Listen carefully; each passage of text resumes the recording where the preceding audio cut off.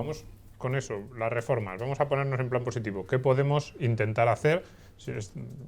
Pone sobre la mesa el sistema de capitalización, vamos a ver si es el único modelo, si se pueden tratar de retocar lo que ya hay, y voy a ser yo el malo, voy a decir las cosas difíciles. La tasa de sustitución, la gente dice en España las pensiones son muy bajas, respecto a la riqueza del país no es así, estamos entre los sistemas más generosos de Europa, tanto si lo medimos con respecto a pensión respecto al salario medio, como primera pensión respecto al último salario recibido. Es uno de los sistemas más generosos de Europa.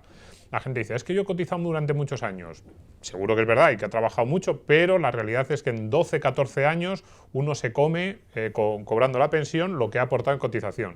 Pues eso, yo me voy a poner hoy, voy a decir yo las malas noticias para la gente. Entonces, con este es un formato que dices, si en 12, 14 años te comes cobrando pensión lo que has ido aportando vía prestación, vía cotizaciones, está claro que hay algo que desde el punto de vista económico chirría. Entonces, ¿qué reformas que podemos empezar a hacer? El tema de la productividad yo lo voy a decir siempre, casi en cada intervención. Lo primero sería generar más riqueza, ser un país más rico. Eso, digamos, haría que todo lo demás que vamos a decir fuera más fácil de conseguir. Además de eso, ¿qué reformas podemos hacer? ¿Qué países nos podemos fijar? Ha salido el modelo chileno, tenemos el modelo sueco, a mí me gusta mucho, para si no queremos, o sea, si no queremos hacer esa transición completa a capitalización. A mí el modelo danés, holandés, que tienen ese segundo pilar de capitalización a través de planes de empresa, también me parece muy, muy interesante. ¿Qué os parece a vosotros? ¿Qué reformas realistas les podemos ofrecer a los que nos están viendo? Si hablamos de realismo, el realismo es lo que nosotros podemos pensar una cosa y justificarla y razonarla, y después está el mundo en el exterior, que es donde están las verdaderas dificultades. Por eso yo quería hacer unas precisiones antes de poder pasar, que creo que son necesarias. Tú las has comentado, pero es que la sociedad no se las cree. Y es que hay una serie de mitos que están instalados dentro de la sociedad que no son ciertos, pero que limitan cualquier debate sobre las pensiones. Por ejemplo, es muy habitual escuchar: vaya miseria de pensión que me ha tocado con los años que yo llevo cotizando.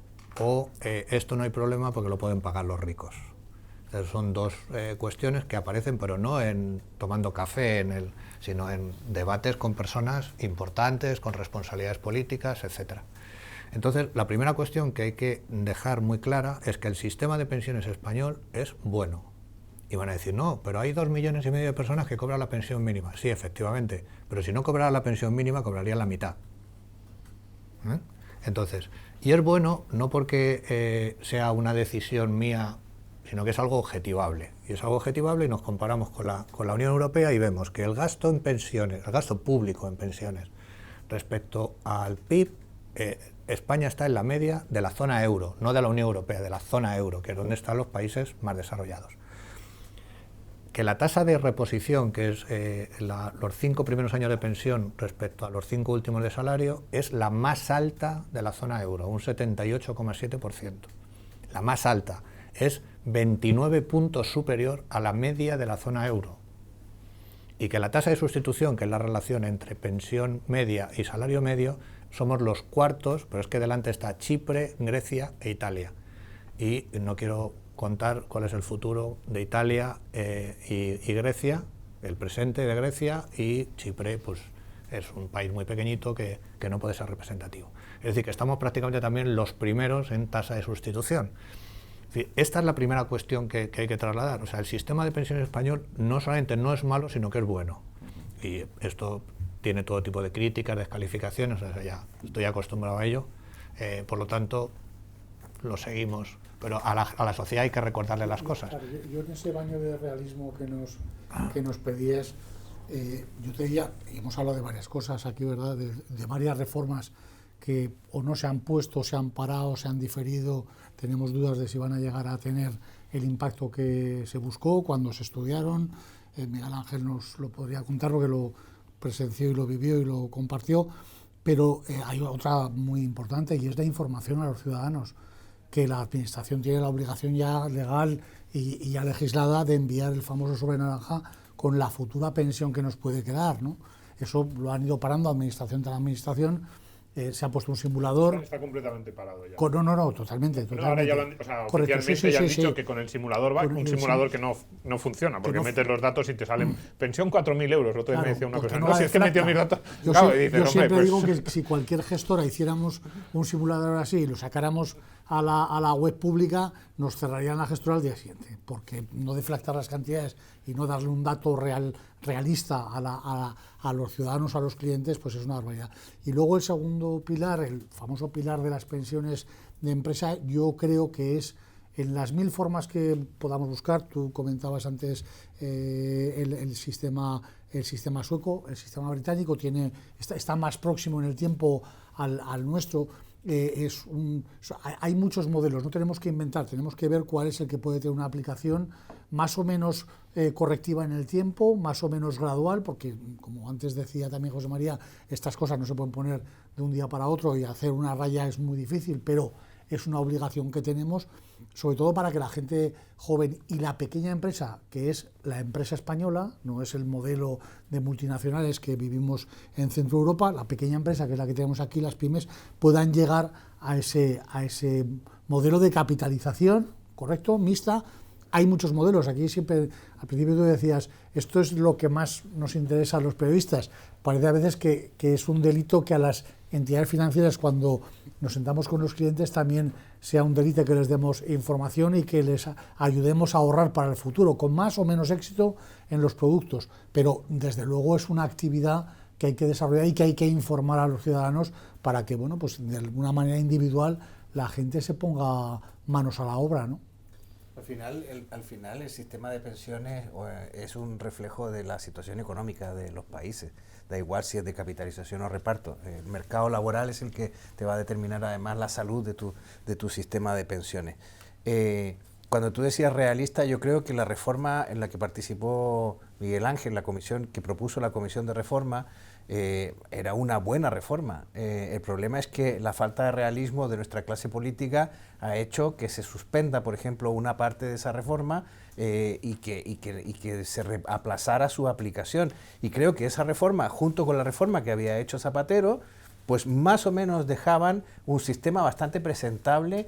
Si se hubiera seguido avanzando, por ejemplo, en el cálculo de la pensión sobre toda la vida laboral, que yo creo que eso es una cosa que va a ir en distintas etapas, porque evidentemente la crisis ha causado un impacto en las cotizaciones que va a hacer que haya una generación de trabajadores que diga, oiga, yo prefiero escoger, no sé, había una idea de la ministra Báñez que era escoger los mejores años de la vida laboral, de mejores años de cotización para calcular la pensión. Bueno, algo de eso va a haber que hacer, porque efectivamente hay gente que ha quedado descolgada o que va a recibir pensiones más bajas, pese a que a lo mejor ha cotizado por el máximo el resto, la primera parte de su vida laboral. Yo creo que todos hablamos de capitalización. Vamos a ver, la ventaja que yo veo al sistema de capitalización son más que nada macroeconómicas, y son ventajas que tienen que ver con el peso que tiene el tema de las pensiones o el problema de las pensiones para los gobiernos. Los gobiernos estamos viendo que llegan al poder y descubren que en el mejor de los casos un 25, un 30% ya de los ingresos fiscales están asignados. Y no tienen ninguna capacidad de hacer política, como decía un presidente, no hay dinero para hacer política. Bueno, pues efectivamente ya llegan y descubren que el 30%, en el caso de Brasil, Bolsonaro, que toma posesión el 1 de enero, se encuentra con que el 40% de los ingresos fiscales ya van a su sistema de pensiones, que es extraordinariamente generoso para el nivel de desarrollo de Brasil. Lo mismo ocurre en España, donde Mariano Rajoy, creo que todo el mundo recuerda cuando solía decir el 30% se va para pensiones, el 30% en sanidad y educación y no queda dinero, el resto es en la administración central, no queda dinero para, realmente son márgenes muy pequeños para hacer política. Con lo cual yo creo que hay un incentivo ahí para que la clase política prefiera pasar de un problema fiscal a un problema de capitalización que perfectamente se puede asignar al sector privado. Ahora, yo creo que eso tiene unos costos, que hay que calcularlos de manera correcta, y me parece muy interesante el tema de los planes de pensiones de las empresas que se aplica en el País Vasco y que es un sistema que sería muy digerible para el modelo de sociedad europeo. en el sentido de empezar la capitalización por planes de ese tipo, que además se podrían diseñar tipo mochila austriaca y se podría diseñar un modelo de planes de pensiones y un modelo de protección ante el paro, ante el desempleo. Que encajarían los dos. Que encajarían perfectamente los dos y que fueran mudables. Porque una de las cuestiones a las que los sistemas de seguridad social se tienen que enfrentar en el futuro es que se acabó el modelo de economía bismarckiana.